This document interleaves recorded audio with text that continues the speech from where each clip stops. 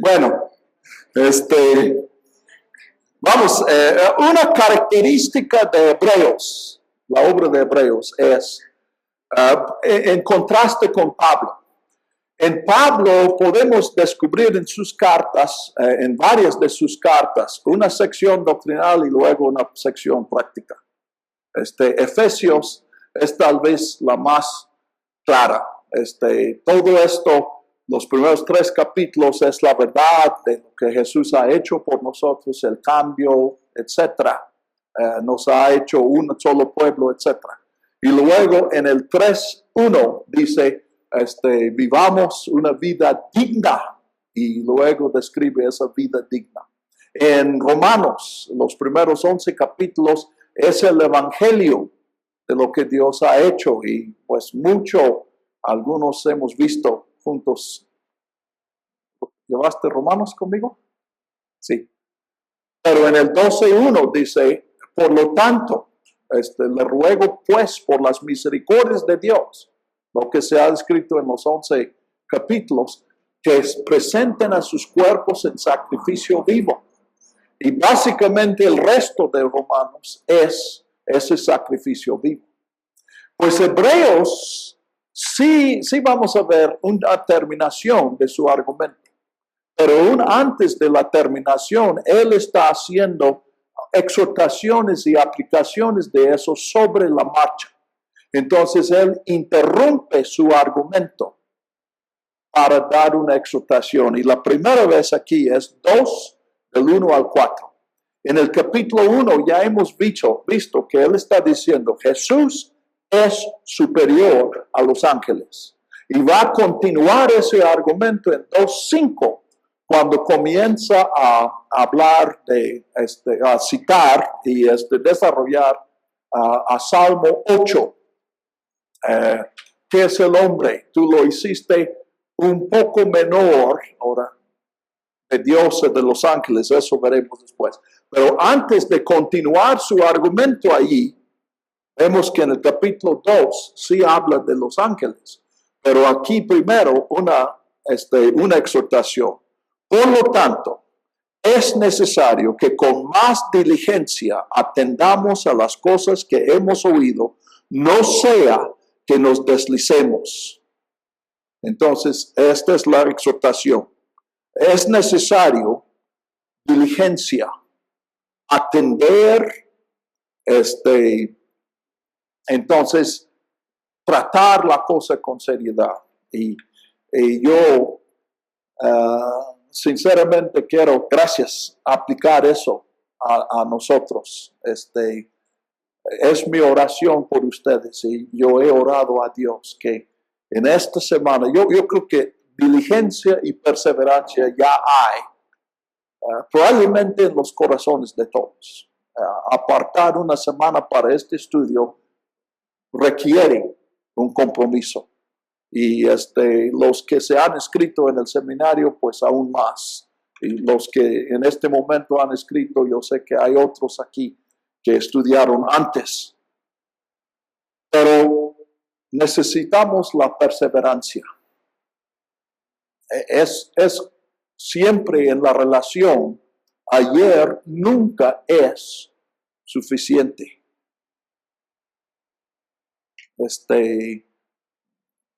La fidelidad. ¿Cuándo quiere una esposa que su esposo sea fiel? Imagínense que el esposo dice, ya cumplimos 50 años y sabes que en estos 50 años nunca te he faltado. Siempre he sido fiel. ¿Ahora me das permiso?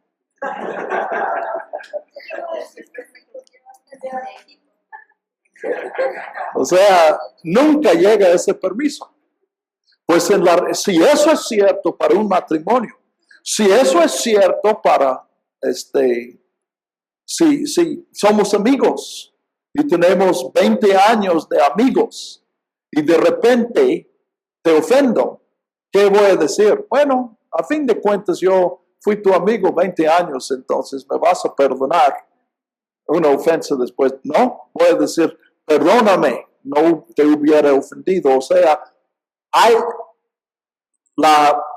yo lo he expresado en términos de fe. La fe de ayer nunca es suficiente para hoy. Tenemos que perseverar.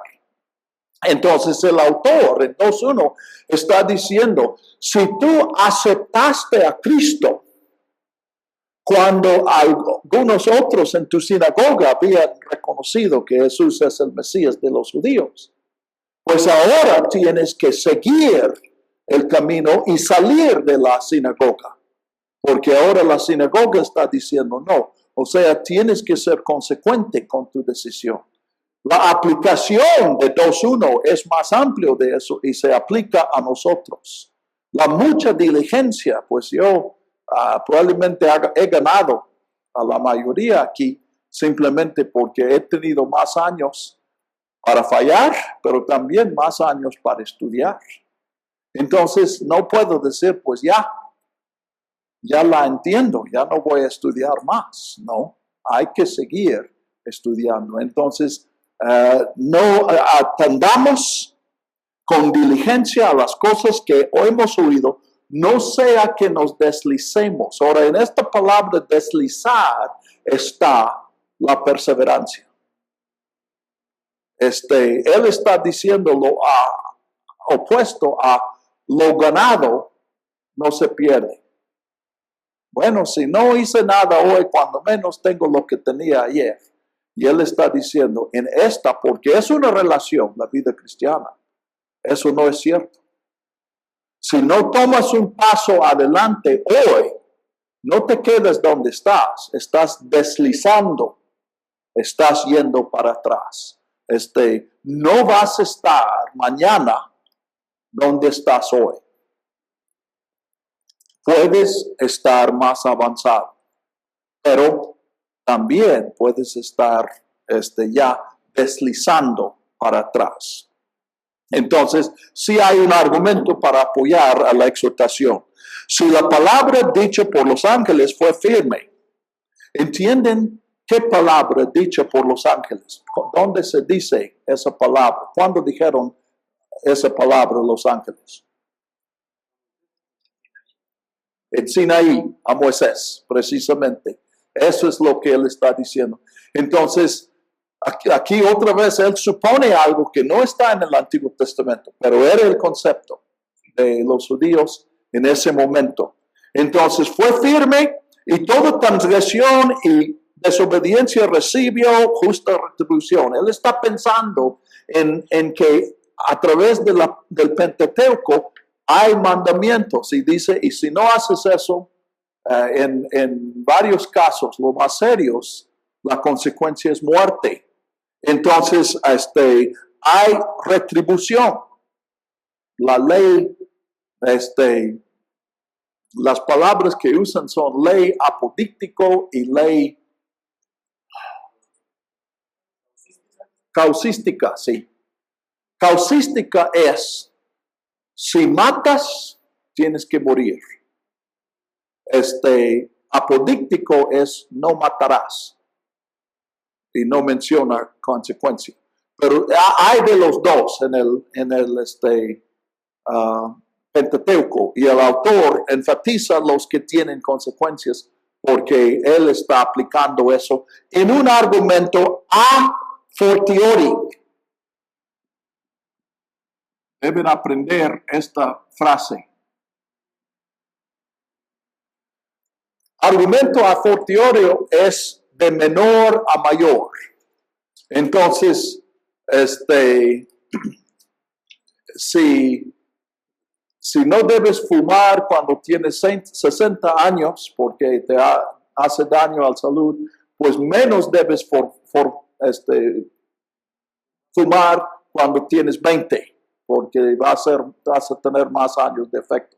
Entonces, si tiene un poco de efecto, entonces en el otro caso es más. Y él está diciendo, si Dios ha hablado por ángeles y tiene consecuencias serias, la obediencia o desobediencia a esta ley de Moisés, ley de Sinaí, que fue dado por ángeles, cuanto más van a ser las consecuencias si Dios ahora habla por un hijo? ¿Sí entienden? Este es a fortiori. Si Dios habla por medio de ángeles, ¿debemos escuchar? ¿Sí o no? ¿Sí? Sí. ¿Y si habla por un hijo? ¿Entienden? A fortiori quiere decir que no contestamos. Y si habla por un hijo, no decimos también, sino que decimos con más razón. Con más razón es a fortiori, a lo más fuerte. Y él usa mucho este argumento, por eso quiero que aprendan el nombre. También para que puedan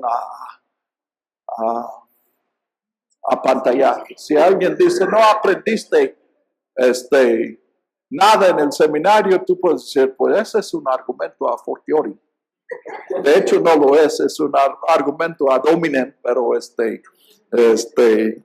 ellos no van a saber la diferencia.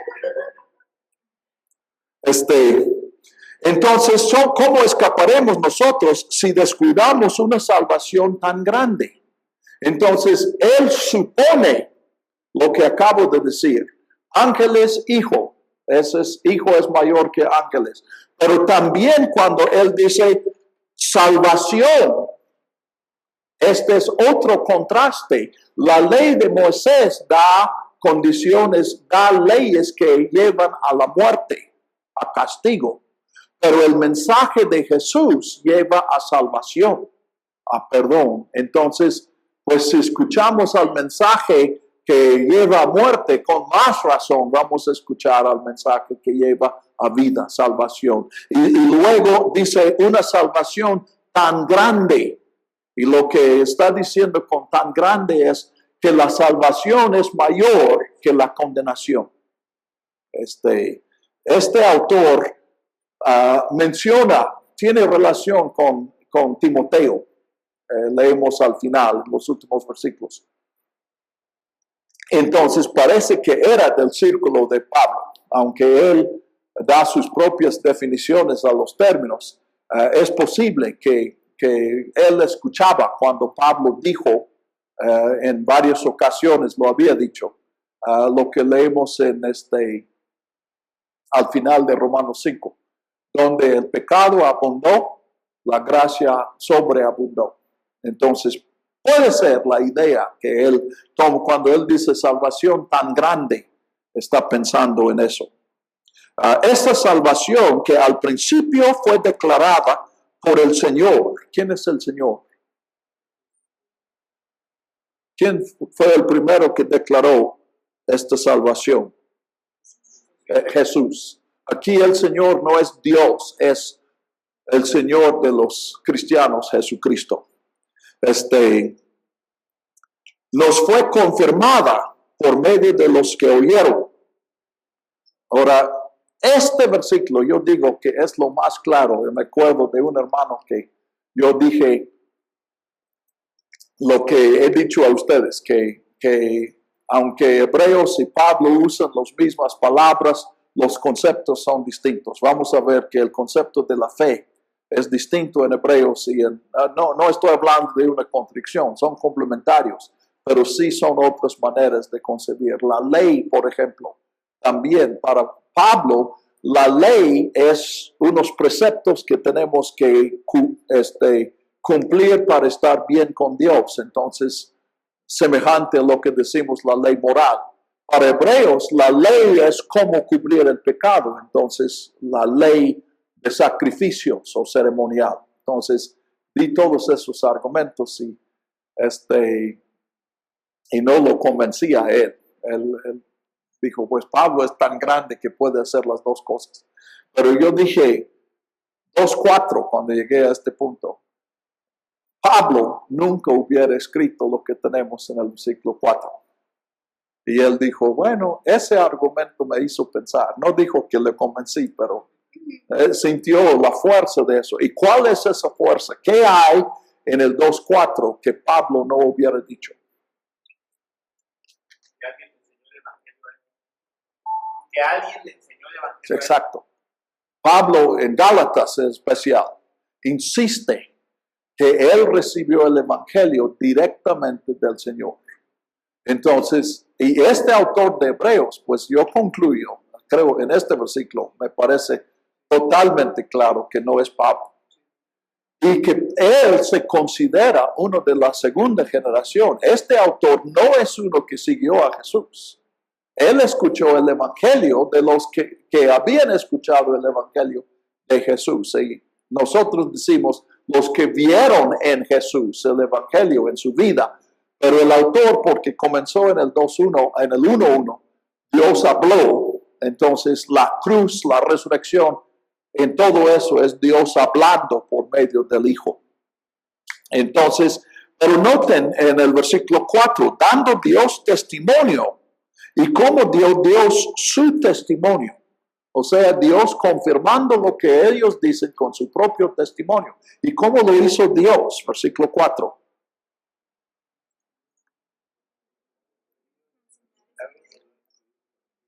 ¿Qué son señales? Raúl. ¿Cómo? Una muestra de la existencia de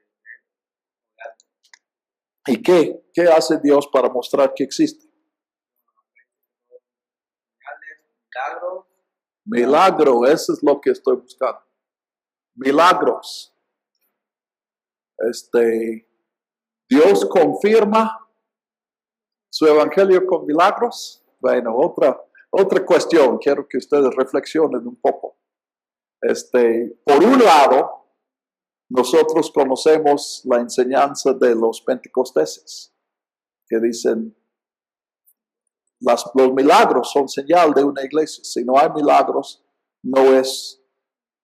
Ahora no dicen, no es una iglesia genuina, dicen, es una iglesia inferior. El poder del Espíritu se muestra en señales, en milagros. Punto. Por otro lado, tenemos una corriente que encontramos entre bautistas, no todos los bautistas, pero que dicen los milagros sucedieron en el primer siglo, ya no. Y muchas veces lo relacionan con cuando se terminó el Nuevo Testamento, cuando terminó el canon, ya no hubo milagros. A mí me parece una doctrina muy, muy creativa. Inventar eso y qué tiene que ver las dos cosas. Para mí sería igual decir, no, yo fui fiel cuando nuestros hijos estaban en casa, pero ya se fueron de la casa, así que voy a la cantina. Bueno, entonces yo sí tengo mi opinión. Bueno, mejor digo cuál es mi opinión. Ese no estoy diciendo que sea la correcta. Pero lo que yo puedo entender es, primero, que Dios es Dios. Y si la Biblia habla de milagros, es porque Dios habla de milagros. No es que en la Biblia tengamos un registro de todos los milagros que jamás se hicieron. Pero por otro lado, también yo observo que los milagros no son una parte de toda la Biblia.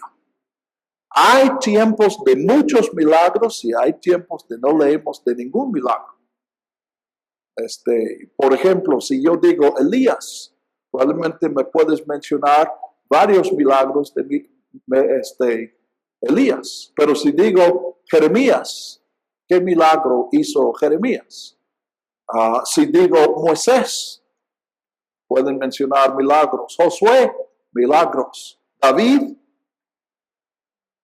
en el libro de Hechos hay muchos milagros, pero la mayoría de los milagros están en los primeros capítulos. Principio del ministerio de los apóstoles y principio del ministerio de Pablo. Aunque es curioso también en Hechos, luego leemos muchos capítulos sin milagros, pero en el capítulo 28, el último capítulo, viene otro milagro. Como que Dios nos está confundiendo para decirnos que todavía no se ha completado el canon. Entonces, yo creo que bíblicamente se asocian los milagros con los tiempos de principios. Principio de la nación, Moisés, principio de la profecía, Elías y Eliseo, y principio de la iglesia, Jesús y los apóstoles. Entonces, yo creo que bíblicamente mi aplicación es que puede haber iglesias donde no hay ese tipo de milagros y tenemos que distinguir, porque usamos milagro en el sentido de señal, pero también usamos milagro en el sentido de una intervención de Dios. Yo fui llamado a México por lo que yo no le llamo milagro, pero sí fue una intervención de Dios. Pero no es algo que alguien más pudiera ver y decir, oh, pues sí, Dios existe porque hizo eso. Y ese tipo de milagro que es interior, una sanidad. ¿Cómo sabemos que una sanidad es de Dios? Oramos y la gente se sana, pero también gente que no ora se sana. Por otro lado, oramos por muchos que no se sanan. Entonces, sí hay milagros. Yo sí he experimentado ese tipo de milagro. Pero, bíblicamente, yo veo que sí hay periodos de milagro. Y en cuanto a la diferencia de los pentecosteses, yo sí entiendo que Dios ha estado haciendo algo nuevo en el movimiento pentecostés. Y entonces, que hay milagros, yo no tengo por qué discutir eso.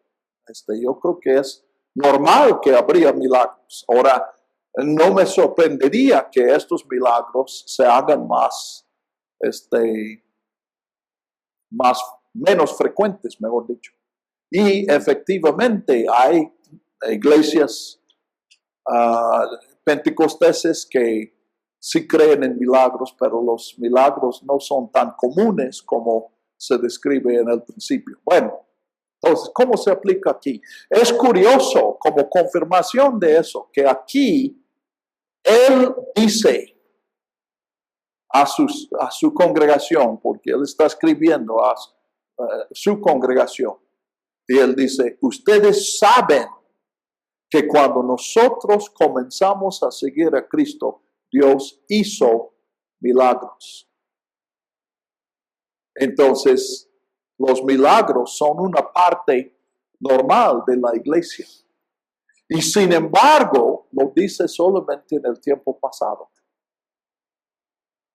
Y en todo este argumento, lo que nunca dice es, Dios va a hacer un milagro para que ustedes sigan a Jesús y no sigan en la sinagoga. Él supone que ellos van a tener que llegar a una decisión en la crisis en que están, sin contar con una revelación, con un milagro, con una profecía. Entonces, él habla del pasado y curiosamente concuerda con lo que dije. Esta iglesia experimentó milagros en sus primeros días, pero hoy no está recibiendo, cuando él escribe la carta, no está recibiendo milagros. Bueno,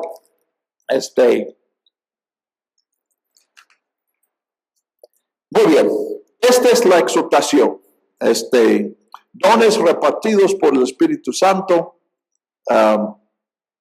Yo digo, pues eso sí es universal. Lo que mencioné de señales, no entiendo que se aplique a eso. Los dones del Espíritu siguen repartiéndose. Y yo entiendo que esto, pues, yo entiendo que cada uno de nosotros está aquí por un don repartido por el Espíritu. Bueno, aquí dice por el Espíritu. Dice la 60 por de. Sí. Y Y yo creo que este es más probable, que él está diciendo el don que Dios reparte el Espíritu. Don del Espíritu puede ser don dado por el Espíritu o don que el Espíritu es dado como don. Y creo que este segundo cabe mejor en este contexto. Muy bien, entonces regresa a esta cuestión de los ángeles. 5, porque no fue a los ángeles a quienes Dios sometió el mundo venidero del cual hablamos. Ahora, este versículo es interesante porque descubrimos en los rollos de mar muerto o entre los eruditos hablan de los documentos de Qumran. Es lo mismo, uno es el título popular, el otro es más exacto. En esos documentos hay documentos escatológicos y ellos esperaban, esa secta esperaba que en la consumación que Dios iba a poner dos Mesías, un Mesías de la tribu de David, que sería de Judá, que sería político, y un Mesías de Leví, entonces sacerdotal o religioso. Pero estos dos Mesías van a estar sujetos a un ángel. Creo que es específicamente el arcángel Miguel, pero no estoy seguro de eso, pero yo sé que sí es un ángel. Entonces puede ser que el autor está negando esa idea. Ahora, ¿cómo podemos saber eso? Pues en Hebreos hay varios paralelos a los documentos de Qumran. Entonces puede ser que hubo una relación entre la comunidad a la cual escribe Hebreos y la comunidad de Qumran.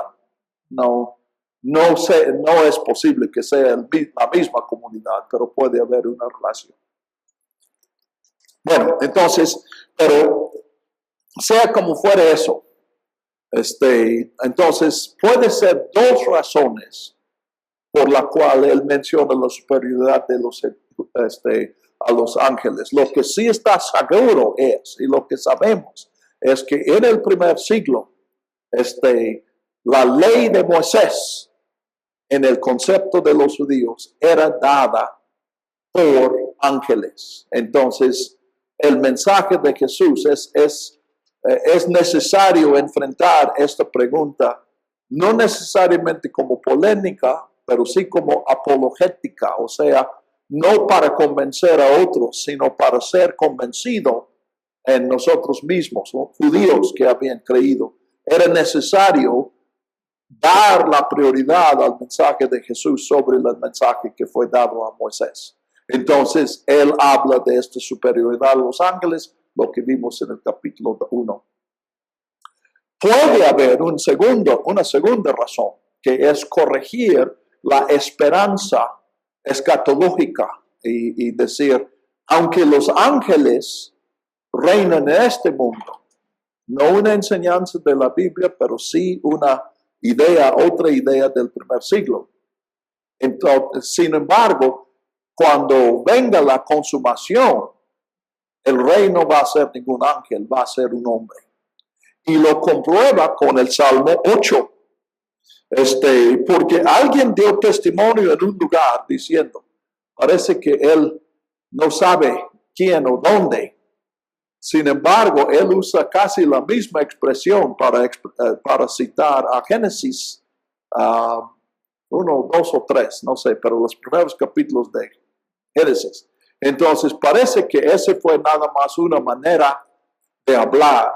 Y él adopta esa manera, no es porque no sabe. Y el Salmo 8, ¿qué es el hombre para que te acuerdes de él? O el hijo del hombre para que tengas cuidado de él. Le has hecho por poco tiempo menor que los ángeles. Esta es la razón por citar. Y repito, bueno, es posible. Aquí sí estoy de acuerdo con David. No sucede mucho, pero en este caso sí. Sí hay versiones, y yo no sé, no he checado recién, pero puede ser que cuando tú lees el Salmo 8, tú lees menor que los ángeles. ¿Sí es lo que dice? Ahora, eso no es imposible en el hebreo. Pero no es la traducción más natural. Y cuando lees eso en el Salmo 8, puedes saber que según el hermano Garrett, esta es una influencia de un pensamiento cristiano. Y ese pensamiento comienza con el autor de Hebreos. Pero no es lo que está diciendo. Lo que el salmista está diciendo, tú levantaste al hombre para que él esté casi igual a ti. Está hablando de la imagen de Dios. Ahora, el Salmo en hebreo dice poco menor que Dios.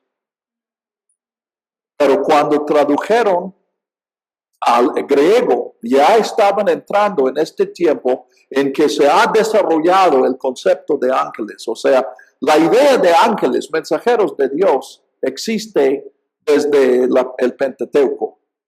Pero ángeles, con las características que tenemos nosotros, ángeles que tengan autoridad sobre los hombres, los nombres de los ángeles, todo eso es algo que se desarrolló en su mayoría después de que se escribieron los libros del Antiguo Testamento. Entonces, es en ese tiempo en que se tradujo el Antiguo Testamento al griego.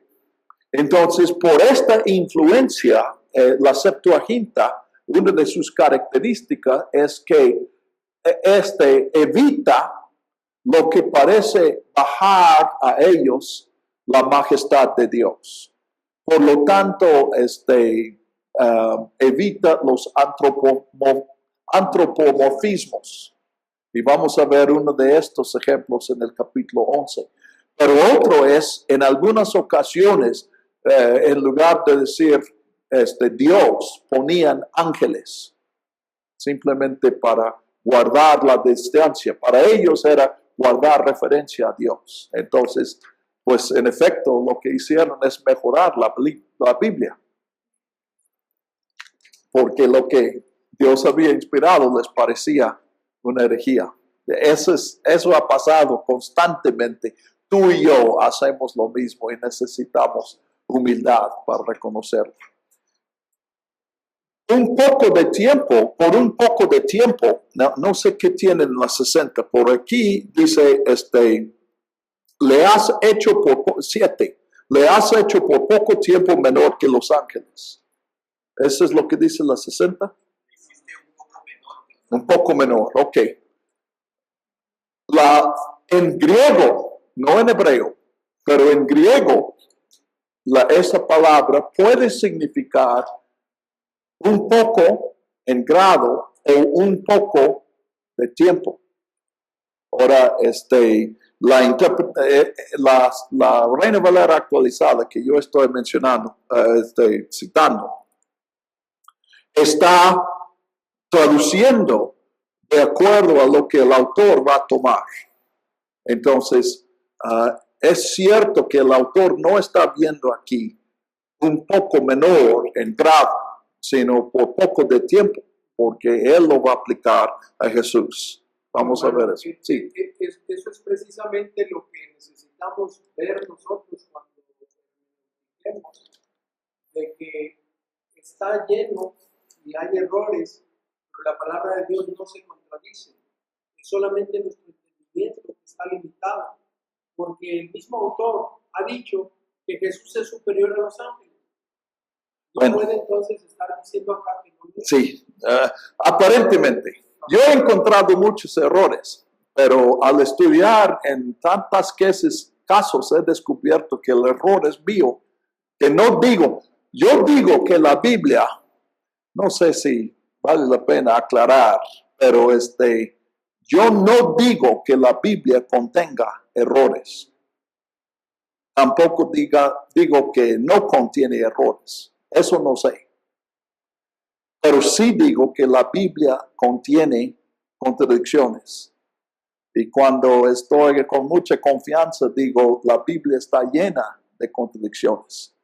Y digo, aún la Biblia está llena de contradicciones gracias a Dios. Porque yo he descubierto que mucha de la verdad de la Biblia se expresa a través de las contradicciones. Y yo creo que es mi convicción que la Biblia está hablando de verdades tan profundas que no se pueden expresar dentro de los límites de nuestra lógica. Y por eso se describe. ¿Cómo? La palabra es infinita, es eterna. Y nuestra mente es finita. Ajá. No va a alcanzar a comprender. Otra vez, yo tengo otra explicación. Yo creo que es más bien porque está hablando de una verdad que aún fuera de la Biblia no es,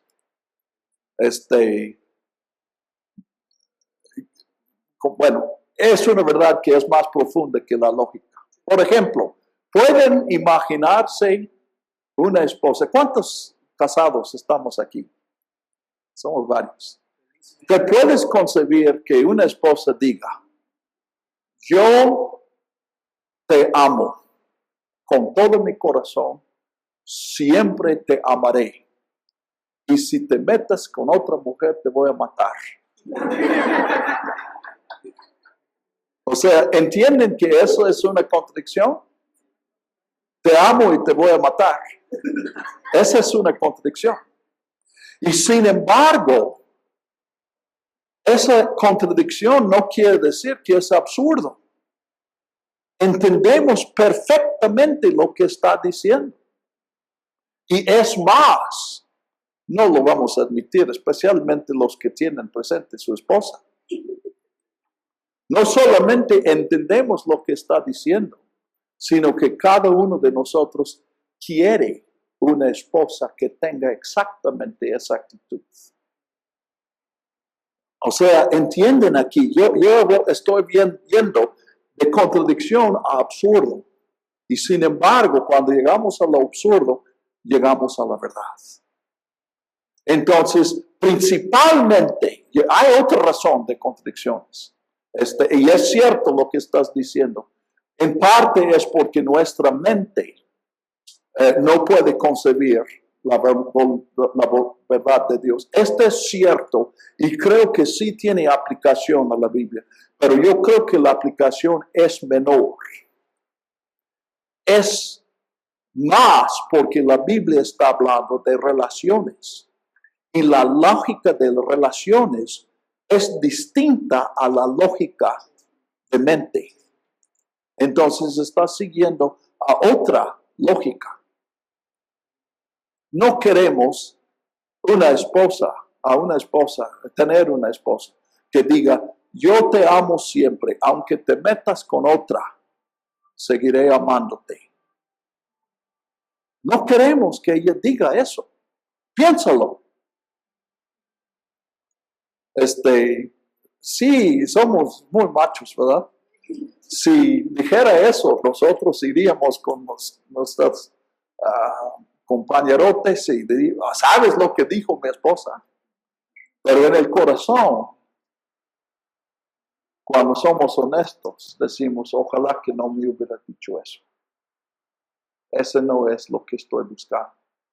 Entonces, la Biblia expresa eso de una manera magnífica y, por lo tanto, una manera que rebasa a la lógica, porque es otra lógica. Entonces, ¿ves, David? No estoy negando lo que dices, pero lo que estás diciendo es, no podemos entender. Yo no digo que no podemos entender, aunque no niego que hay cosas que no podamos entender, Porque lo más importante es que en estas contradicciones podemos entender algo. Yo considero que es importante estudiar las contradicciones de la Biblia. Porque yo he encontrado dos tipos. No digo que cada contradicción quepa en estos dos. Hay contradicciones que no entiendo. Pero en muchos casos yo he descubierto que es una de dos cosas. Uno es exactamente lo que acabo de decir, que está hablando de una verdad que es más profunda que nuestra lógica. Y específicamente es una verdad de las relaciones. ¿Saben cómo se llama un esposo que trata a su esposa de manera lógica? Tenemos un término para esa persona. ¿Saben cómo se llama? Se llama un divorciado. O sea, sabemos que no funciona. La lógica.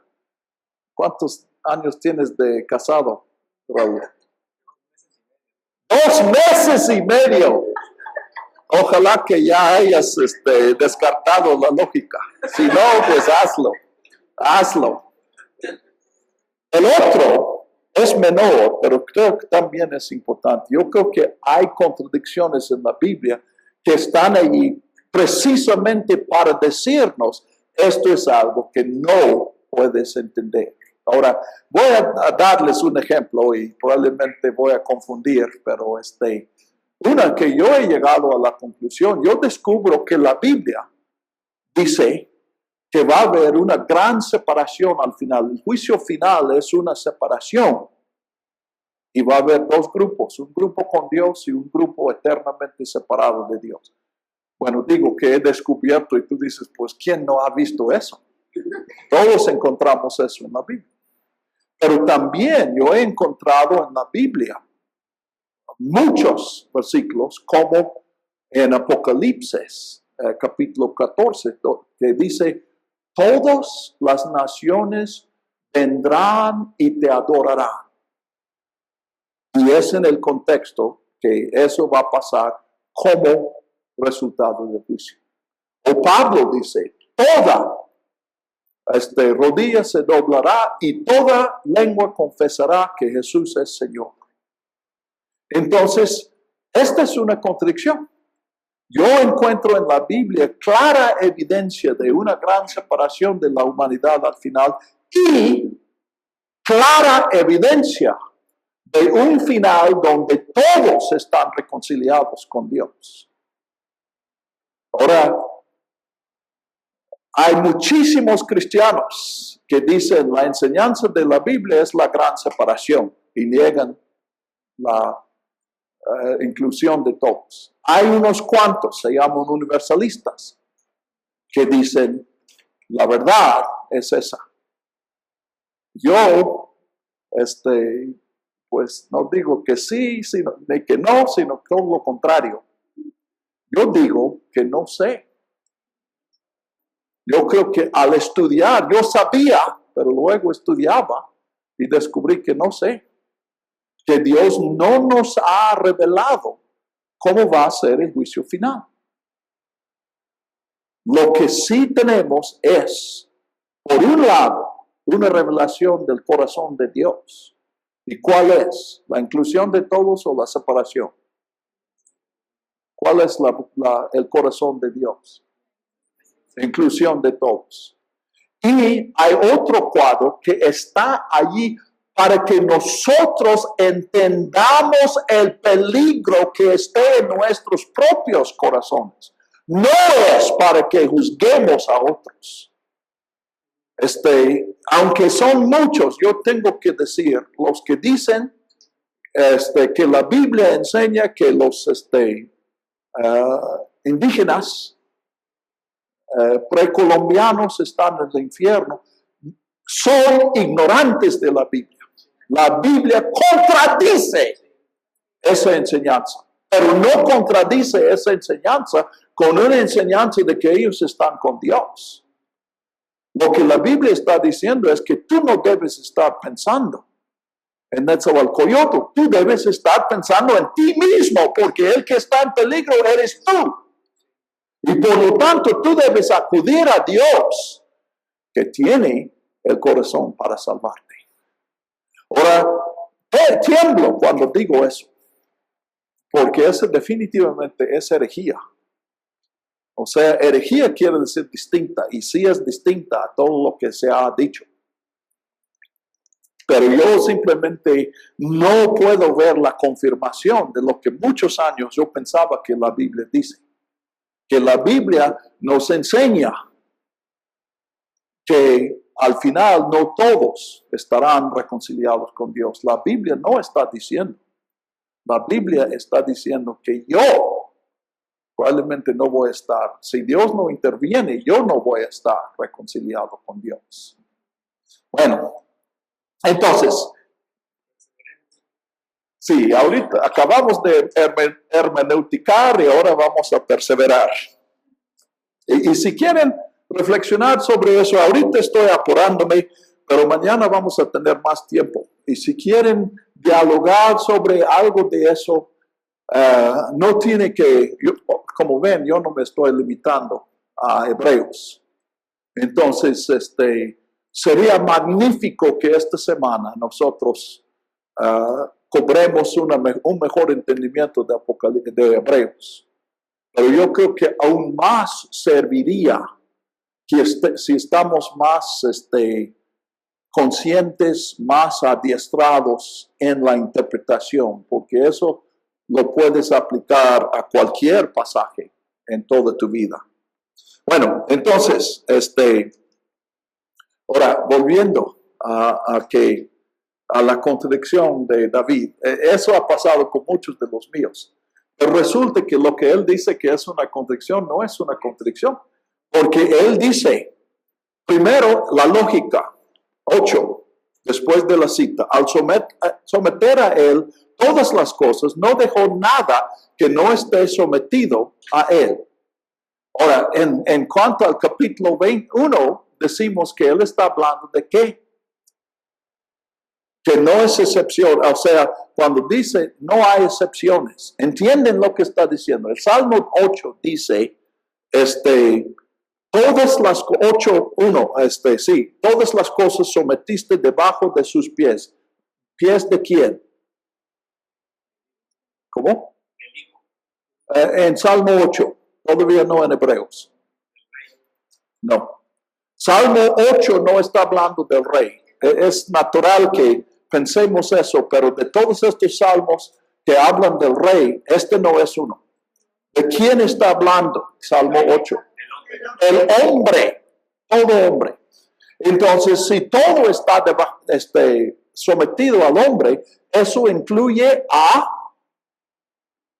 lo que dijo en el capítulo 1, los ángeles.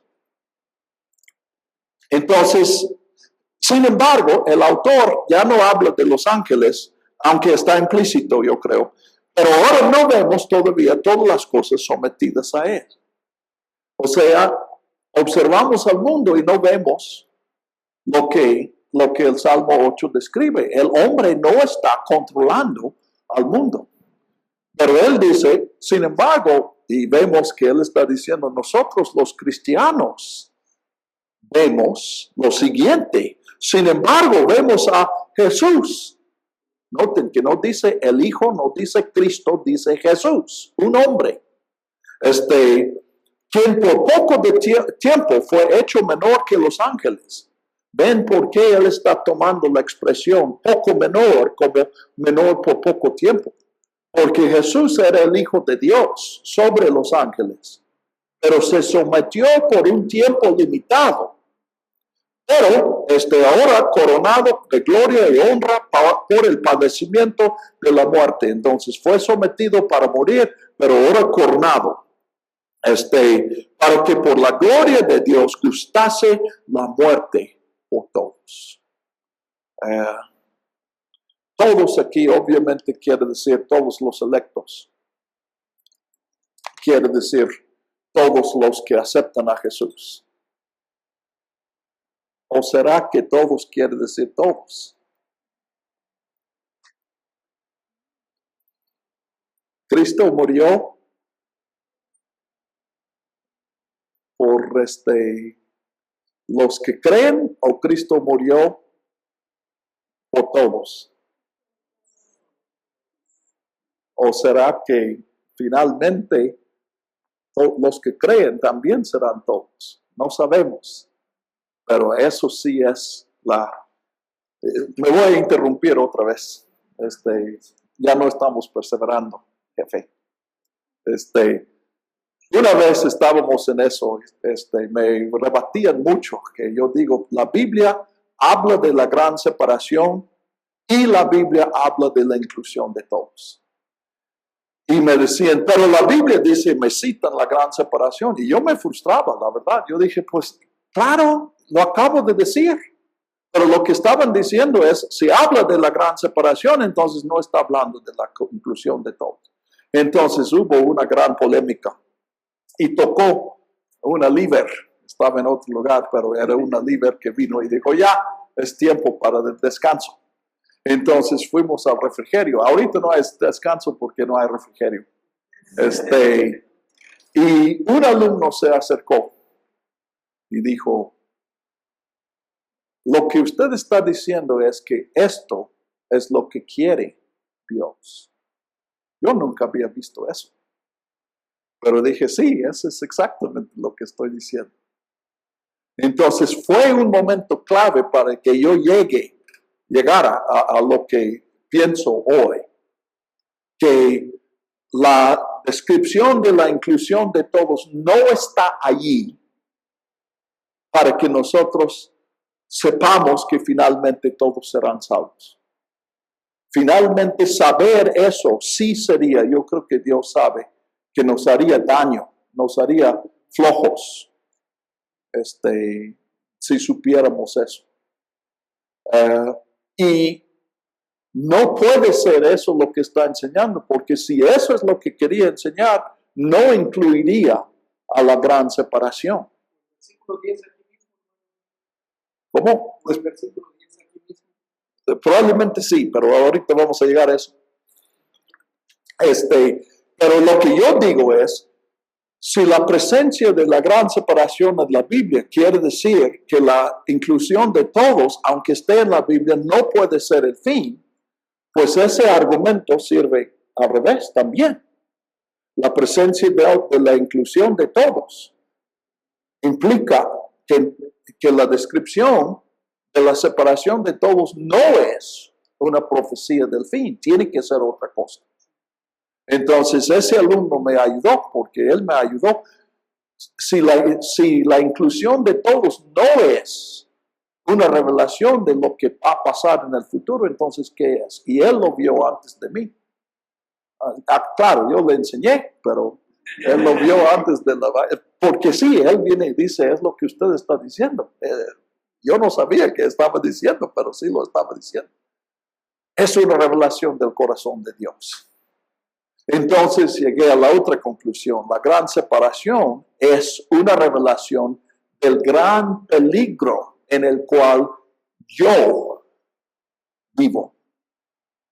No es una revelación del peligro en el cual están los católicos o los pentecosteses o los borrachos o los ateos. Es una advertencia para mí.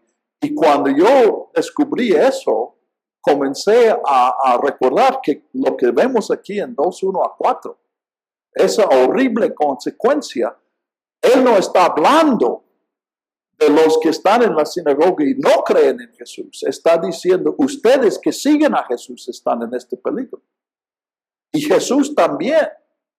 No encontramos que Jesús jamás describiera el infierno a los publicanos o a las prostitutas. Cuando Jesús habla del infierno, ¿a quién está hablando? Los religiosos de Israel, los fariseos. Y habla a los fariseos porque eran los bautistas de los judíos. ¿Ok? Bien, entonces vamos a llegar al 10, como dice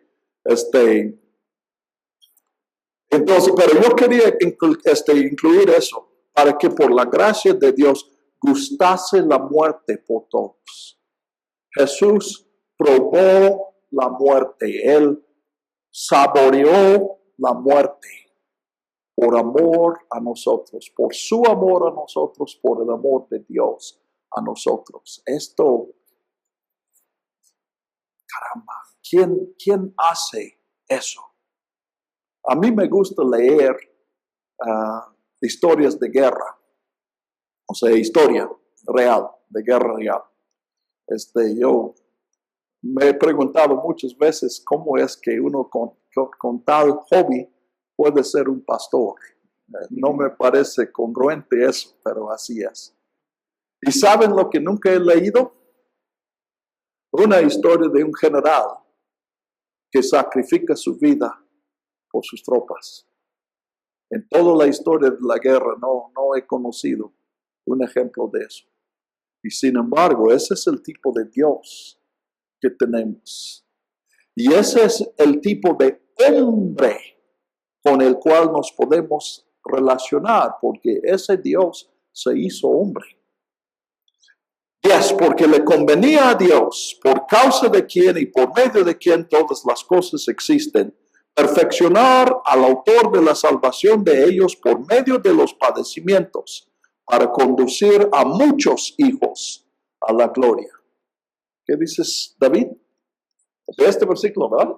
Sí, precisamente la tensión. O sea, acá está diciendo por todos, pero acá dice por muchos. Esa tensión está en Juan 3:16. ¿Sí? Amó Dios tanto al mundo que dio a su Hijo para que los que creen. Eso ¿sí ven que es una contradicción? Imagínense que hay una inundación y llega un amigo a tu casa y tiene un barco con cabida para 10 personas. Y dice, yo he venido por mi amor por ti y por tu familia, yo he venido a rescatarlos. Entonces escojan por favor a 2 de sus hijos y decimos, pues, ¿por qué no invitas a todos a entrar en la barca? ¿Por qué Dios no invitó a todos a invitar en la barca? Pues la Biblia no contesta esa pregunta, pero sí dice, no fue porque su corazón es otro. La Biblia sí niega rotundamente lo que se llama la doble predestinación. Sí entienden, en un tiempo fue muy fuerte eso. Todavía hay personas que Dios escogió a algunos para ser salvos y así Dios muestra su misericordia y otros para ser pecadores y así mostrar su justicia. Eso no es Biblia. Eso no es Biblia. La verdad, yo sí confieso, si tuviera que escoger entre esa verdad, esa enseñanza y la enseñanza de universalismo, yo escogería el universalismo. Pero gracias a Dios, Él me ha dado otra opción. Escojo la ignorancia. Otra vez, ¿entienden? No soy ignorante en este caso porque no he estudiado. Soy ignorante porque he estudiado. Porque he encontrado las 2 respuestas. Bueno, entonces, le convenía a Dios. Me encanta esa expresión. Una cosa que debo mencionar es que el autor también tiene influencia del platonismo. Los que estudiaron Juan conmigo, escucharon, no digo que sepan, pero sí escucharon, igual que yo escuché tus nombres y tal vez no me acuerdo de tu nombre, pero que el Evangelio de Juan también usa conceptos del platonismo. El platonismo básicamente y brevemente es una idea de que existen 2 mundos. Platón dice en su pensamiento, hay un mundo de arriba que es un mundo eterno. Es un mundo que no fue creado, siempre ha existido, no cambia porque es perfecto. Noten en nuestra conversación, gran parte de la razón que yo no digo que la Biblia sea perfecta es porque nuestro concepto de la perfección viene del del pensamiento griego y no de la Biblia. Y eso no es lo que se está diciendo. Pero un mundo perfecto que no cambia, porque cualquier cambio sería una imperfección. ¿Entiendes? Si es perfecto y cambia, pues ya no es perfecto. O si es perfecto después del cambio, entonces no podía ser antes. Eso es lógico. La lógica es impecable. Y también existe un mundo debajo que no existía siempre. Pero un demiurgo que es un Dios, pero un Dios que no es perfecto, es tan alejado de Dios, que Él tiene la capacidad de crear, pero no tiene esta perfección. Entonces Él creó una copia del mundo de arriba. Y el mundo que nosotros habitamos es este mundo de abajo. No es perfecto, por lo cual siempre hay cambios aquí. Hay inestabilidad. Y porque es una copia. ¿Ok? Entonces, ahora, más adelante vamos a ver que Hebreos habla de copias y está precisamente usando el concepto. Él no es platonista. Yo creo que los discípulos de Juan que produjeron el cuarto evangelio habían sido platonistas antes de aceptar a Cristo. Pero el autor de Hebreos le impresionó esto, pero él nunca adoptó ese sistema. Él siempre tenía la idea del Antiguo Testamento, que esta creación es buena y es de Dios. Y él usa uno de esos conceptos. Pues ustedes no han estudiado para ver eso, pero el platonismo es un concepto muy optimista en cuanto a explicaciones. Lo que nosotros pensamos que en la Biblia tenemos todas las respuestas a todas las preguntas, y si estudiáramos lo suficiente, entenderíamos todo. Y creo que ahora aquí, para aplicar con todo respeto, pero la idea de que si pudiéramos ver la Biblia en la original y no en una versión, entonces sí no habría esos problemas. Yo creo que esa es parte de esa idea, que realmente esa idea viene del platonismo. Solamente un platonismo podría decir le convenía a Dios. Y creo que es Bruce que dice, en realidad la única manera de saber qué es lo que le conviene a Dios es ver lo que Dios hace. No podemos ponernos sobre Dios para decir si le convenía o no. El autor de Hebreos usa esa frase porque es una frase que los platonistas usarían. Entonces, él habla como platonista. Pero cuando leemos toda su palabra, toda su carta, decimos, él realmente no pensaba en esos términos. Pero sí, y de hecho, ya si han estudiado la doctrina cristiana, Cur Deus Homo, ¿por qué Dios se hizo hombre? De Anselmo usa argumentos platonistas también, que el que pagó el pecado del hombre tenía que ser hombre porque el hombre había pagado, pero el único que puede pagar la deuda del hombre es Dios. Y llegamos a Jesucristo, es hombre y es Dios. Entonces tiene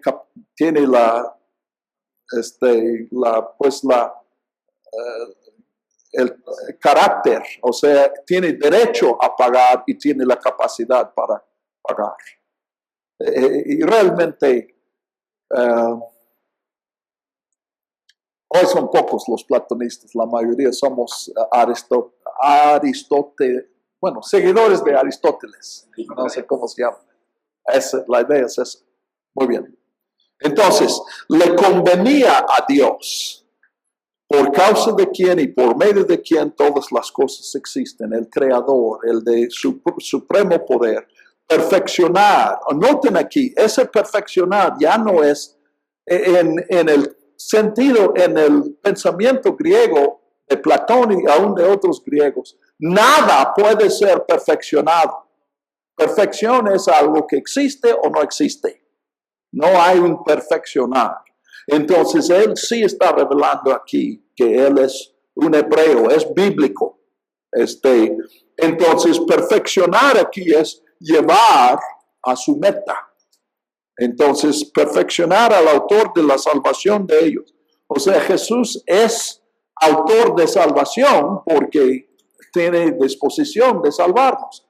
Pero solamente llega a ser salvador cuando nos salva, cuando muere por nosotros. Entonces, fue perfeccionado por medio de los padecimientos para conducir a muchos hijos a la gloria. Él va a regresar a los padecimientos de Jesús en el capítulo 5. Y es una profunda meditación. Nosotros, probablemente ustedes han meditado en los sufrimientos de Jesús con un sentido de gratitud. Miren lo que Él hizo por nosotros y creo que eso es válido. Pero el autor aquí está pensando en otra cosa. Parte, nosotros como hombres tenemos que aprender por medio del sufrimiento. No puede ser un soldado veterano por entrenamiento. Eres veterano cuando entras en la batalla. Y en la vida, pues vemos, yo creo que todos podríamos dar ejemplos y decimos, esta es una persona que nunca se maduró porque no ha enfrentado problemas. Su vida ha sido demasiado fácil. Él está diciendo que esa es parte de la encarnación.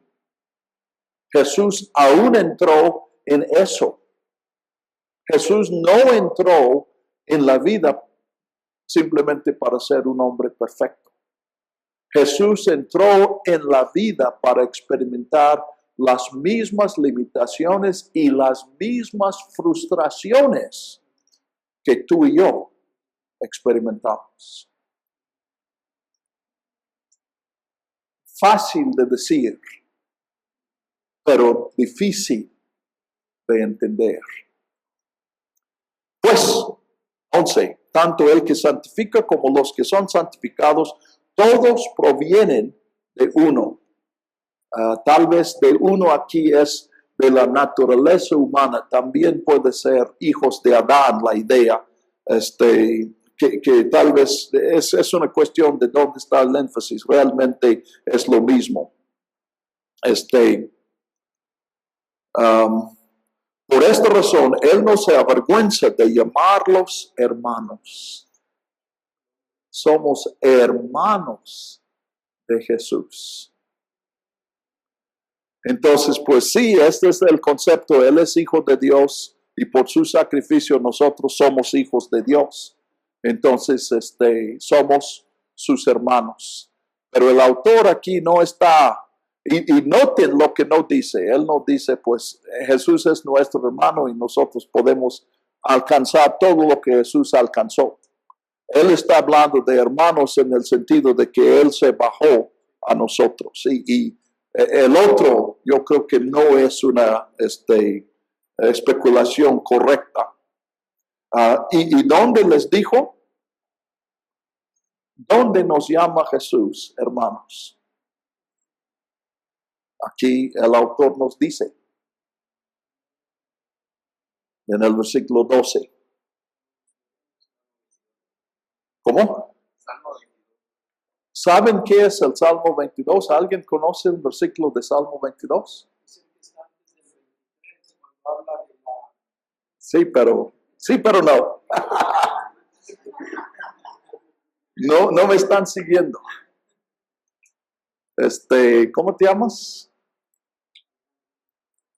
Alejandro.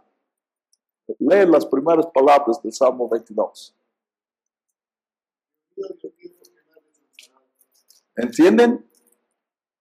¿Reconocen esas palabras? Jesús nos llamó hermanos en la cruz. Entonces el autor, sí, parece que él está del lado, los que hablan de la crucifixión, reconocen eso. Y una pregunta que surge es, si Jesús cuando dice esas palabras está citando al versículo 22:1, que son las palabras que tenemos ahí, o si la intención es citar todo el Salmo 22. Ahora, aquí también les dejo de tarea que lean el Salmo 22. Y hay dos, casi digo sorpresas, son tan impresionantes, hechos en el Salmo 22. Primero, cuando lees el Salmo 22, tú te da la impresión que quien está hablando es un crucificado. Ahora, sabemos que no es cierto. Estamos suponiendo que el salmista que compuso eso, pues si hubiera literalmente pasado lo que se describe ahí, no hubiera escrito el Salmo porque habría estado muerto. Pero tantas expresiones se concuerdan con la cruz que se le ocurre a uno, él estaba siendo guiado por el Espíritu Santo en una manera profética. Yo sí cuestiono, como pueden ver, yo aún digo que la gran separación en el juicio final para mí no es una profecía del futuro. Entonces, yo soy escéptico acerca de esas predicciones del futuro. Pero en el Salmo 22, sí, yo leo eso y me da carne de gallina. Digo, son las palabras de Jesús. Aunque sé que históricamente no es cierto. La otra gran sorpresa aquí es que, creo que es el 22:22. Hay un cambio abrupto. Y después del versículo 20 o 21 por allá, ya no hay descripción del sufrimiento. Y entendemos que el salmista ha sido rescatado por Dios y ahora está no quejándose de sus sufrimientos, sino dando gracias y gloria a Dios por su rescate. Y noten aquí que esta cita en Hebreos 2:12 es ¿qué versículo del Salmo 22? ¿Cómo? 22. Es precisamente donde comienza la descripción del rescate. Entonces, mediten en eso. Otra vez, yo no sé, a lo mejor tú tienes esta idea. Yo he rechazado la idea de que el Antiguo Testamento tiene una serie de predicciones que se cumplieron al pie de la letra en la vida de Jesús. Yo he rescatado eso porque yo observo que antes de la resurrección de Jesús, nadie vio estas concordancias. Solamente viendo a las profecías a través de los eventos, reconocieron que eran profecías. Y muchísimas. Hoy, cuando leemos en el Antiguo Testamento, no sabemos que estamos leyendo una profecía. Si no leemos a la luz del Nuevo Testamento. Entonces, pues lo mismo, hablando de la segunda venida de Cristo. Yo creo que hay muchas predicciones de detalles de la segunda venida de Jesús. Pero yo creo que es imposible que nosotros veamos estos detalles antes de los eventos. Porque solamente se vieron en la primera venida después de después de los eventos. Bueno, entonces ahí nos llama hermanos, porque en el Salmo 22 se usa, el salmista dice, proclamaré a mis hermanos. Ven que el salmista no está diciendo lo que Hebreos está diciendo. Pero la aplicación a Jesús es cierto. Jesús sí está proclamando a nosotros el rescate que Dios le ha dado a él y a nosotros a través de él. Sí, David. Sí, eso era precisamente lo que quería mencionar, hermano, en esa serie de antes el 23 es ese Salmo mesiánico 22, 23 y 24. O sea, en el 22 empieza el sufrimiento. Aquí vemos que ha terminado. Empieza entonces a alabar a Dios, ¿verdad? Y luego el Salmo 23 habla precisamente del cuidado y de la protección. Y el 24, cuando está hablando ya del rey, ¿no? Ya sentado en el trono. El siervo sufriente, que logra Sí. la redención, que cuida a su pueblo, y el rey Sí. está sentado en el 24. Pues para usar las palabras que tú quisieras usar conmigo, no me convences. Para mí el orden de los salmos es hasta cierto punto coincidencia. Sí, sí. Pero el orden dentro del salmo, eso sí, es más concreto. Entonces, no descarto lo que dices, pero me parece que mi idea es mejor que la tuya. Obviamente, todos pensamos eso, ¿verdad? Pues sí, ya se acabó el tiempo, entonces déjenme terminar este capítulo rápido. Bueno, no puedo, solamente voy a darles el versículo 13. Y otra vez, Jesús nos llama hermanos, ¿en dónde? Versículo 13. ¿De dónde viene la cita o las citas del versículo 13? 8:17. Isaías 8, y son versículos siguientes. Yo pondré mi confianza en Él. Y otra vez, he aquí yo y los hijos que Dios me dio. Brevemente, Isaías está hablando en el contexto de su profecía. ¿Se acuerdan que Dios dijo, ¿quién enviaré? Y él dice, heme aquí. Y Dios dice, tú hablarás, pero nadie te va a creer. Entonces, ese es el capítulo 6. Entonces, en ese contexto de fidelidad a Dios en medio de una, pues realmente lo que se parece fracaso. Isaías tenía que ser fiel a Dios cuando no se confirmaba ninguna de sus palabras. Entonces, él dijo, yo pondré mi confianza en Él. O sea, no pondré mi confianza en los resultados, sino en Dios. Entonces, una palabra muy, expresando una fe muy profunda, una fe que difícilmente se expresa.